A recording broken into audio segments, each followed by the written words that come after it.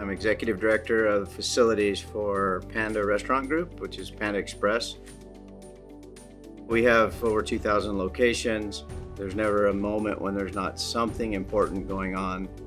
The problems you have managing facilities grows exponentially with the number of stores. It's not really linear, and then you have an aging portfolio. So you're now dealing with 20-year-old stores and 1-year-old stores. So there's a lot of complexities.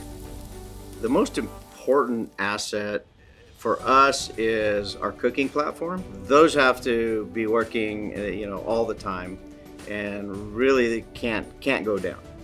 We would not know that a store had something broken until we saw the bill and where it was time to approve the invoice. I'm like, I don't know anything about the repair. I don't even know who came to the store or what they fixed. Service Channel is a vital tool in managing our maintenance and facilities. If you're running multi-site restaurant business of any type, it's a must. From the moment there's a problem, it initiates a call for service. It tracks the vendor who's been called for service from the time they get there through their completion, and then it processes the invoice. You can log all your models and serial numbers, the age of an asset, if it's new, the warranty life of the asset.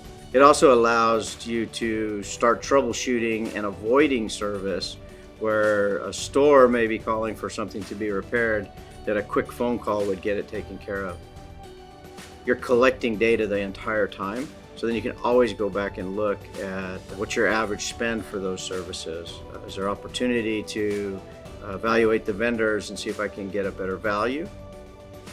We pre-program the vendors we want the store to use and all the process they're supposed to use. We've set up all the systems using Service Channel for the store to rapidly get service.